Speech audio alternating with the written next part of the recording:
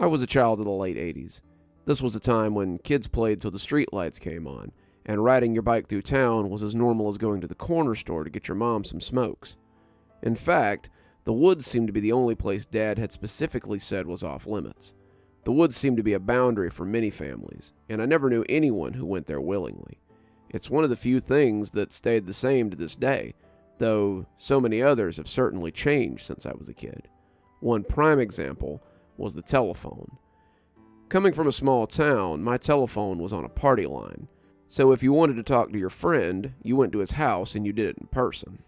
I was pretty fortunate in that respect. My best friend Davey lived right next door.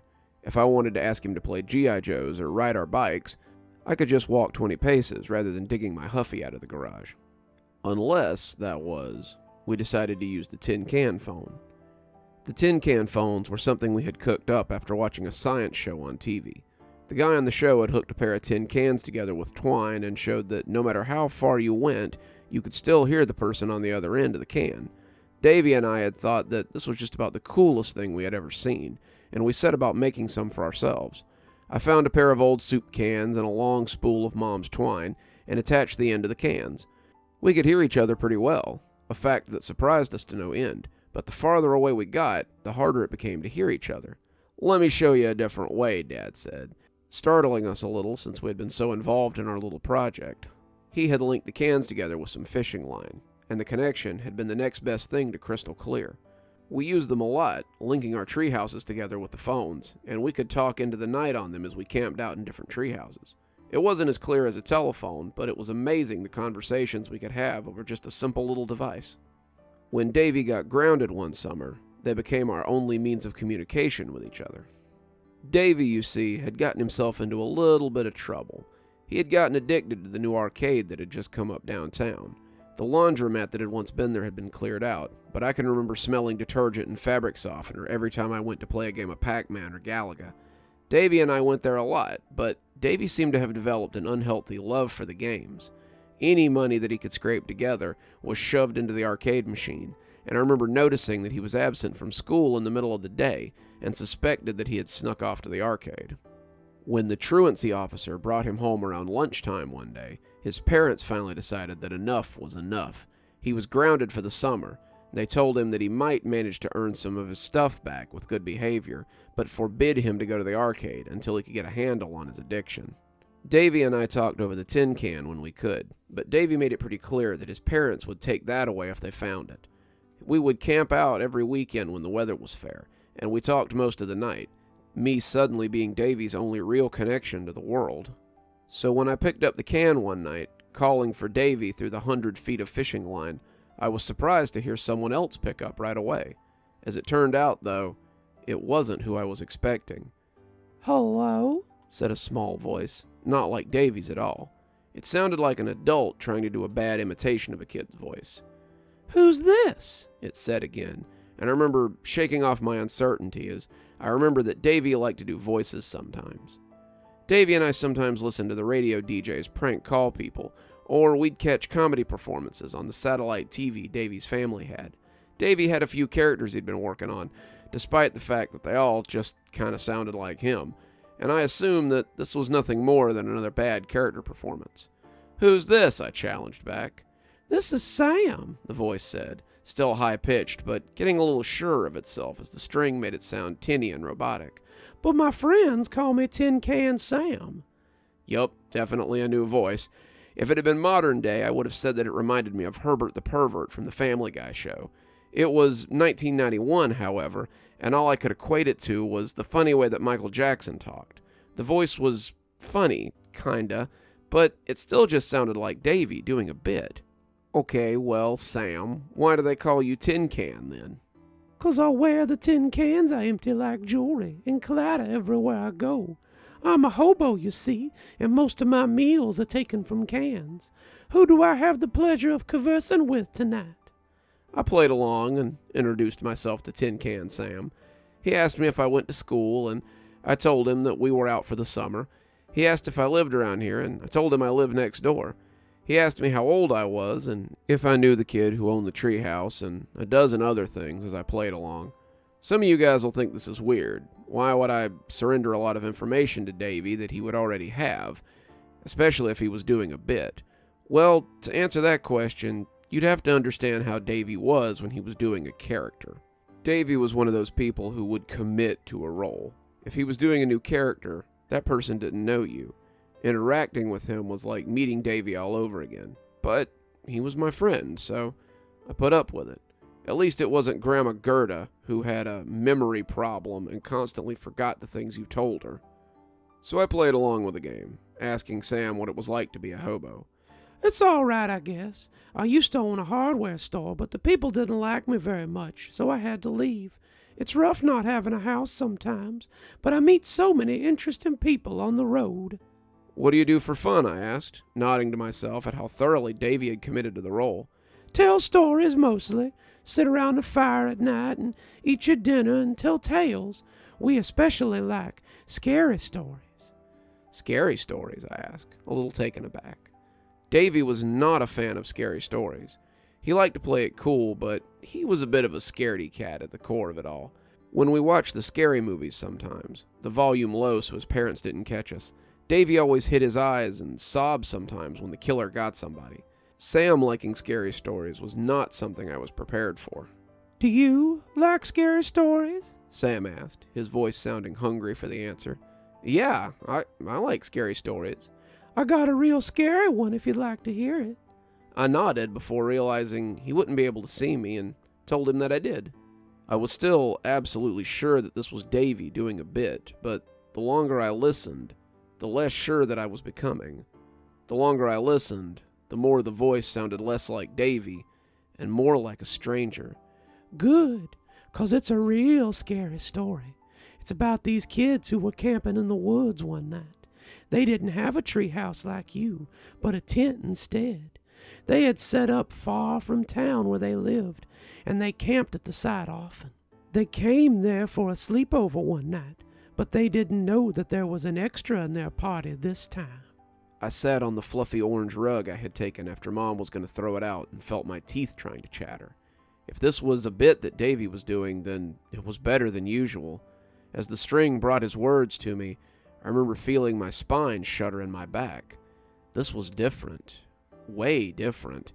And I wasn't entirely sure that I liked it. As I came up, they heard me. They looked out to see what was making so much noise, peeking from the zipper as they looked into the once inviting woods. It was dark, though, and the woods were dense. As I moved about, rattling and shaking, they kept looking around anxiously, trying to figure out where I was. The more I moved, the more it scared them. They thought I was a ghost or some sort of spook, and the longer I rattled, the more they shivered. It was windy that night, and I seemed to be everywhere. Okay, Davey, said my voice shaking a little as I watched the fire and my lantern dance. I don't like this game anymore.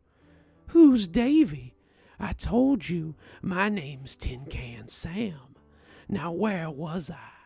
I looked out the window, trying to see if Davey was in his treehouse, but the branches of the big oak his dad had built it in obscured the structure. All I could really see was the string as it hung taut between us. Oh, that's right. I could hear them whispering over there, discussing their chances if they ran. They didn't think they stood a chance if they stayed, but if they ran, well, they believed I could only catch one of them.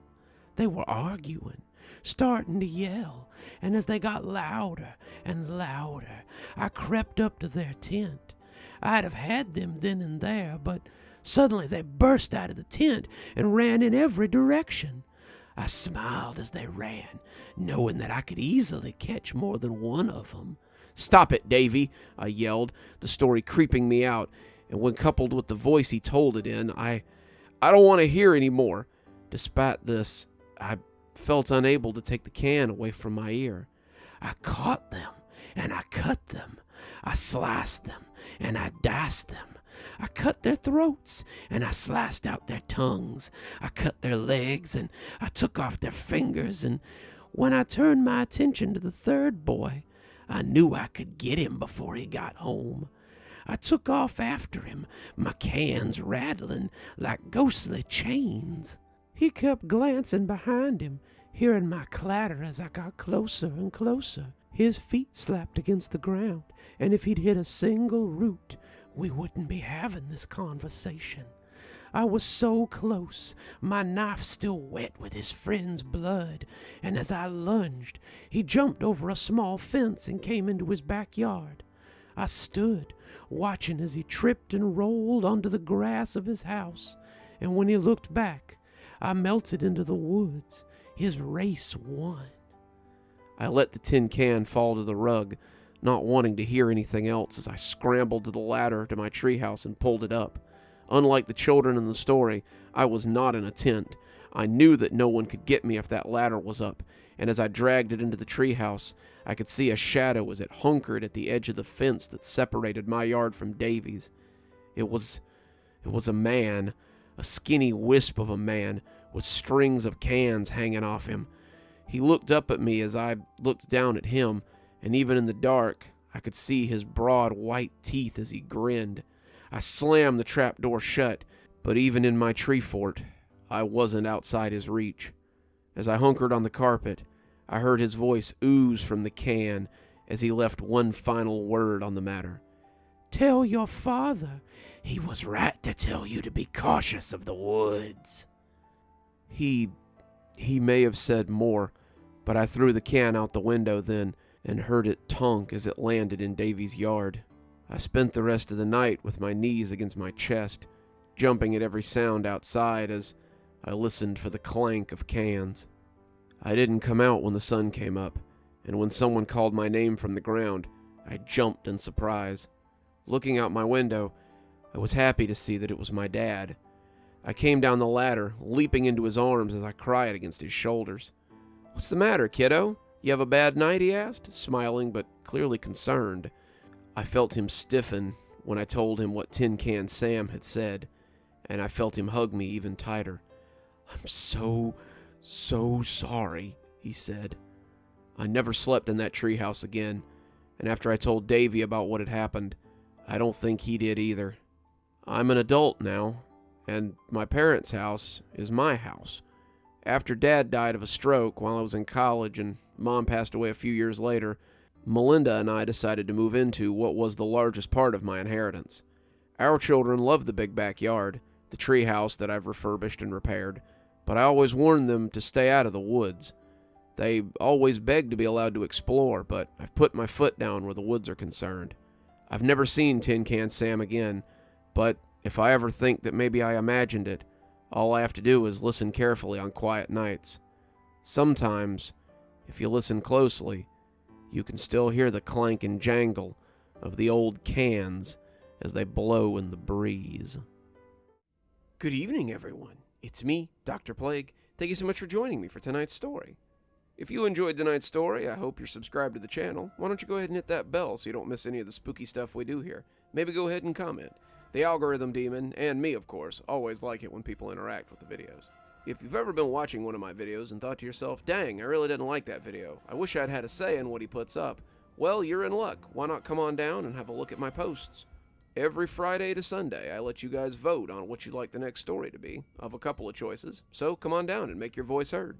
You can also join in on the cool discussions we get up to down there, and I always like the interaction, as I said. Let's go ahead and thank our patrons. Thanks to Janet for being our Spooky Skeleton tier contributor. Thanks to Emily Coltsfoot, Xaronana, and Leslie Lou Riddle for being our Ghostly Reader tier contributors. Thanks, everyone. We just couldn't do the show without you. If you too would like to support the show, come on down to Patreon. For just $5 a month, you can have your name read out at the end of every TikTok and every YouTube video that I do. And of course, you can also get your spooky a day early on a Tuesday and a Thursday. And as always, thanks for stopping by. Dr. Plague, signing off. Have a wonderful evening.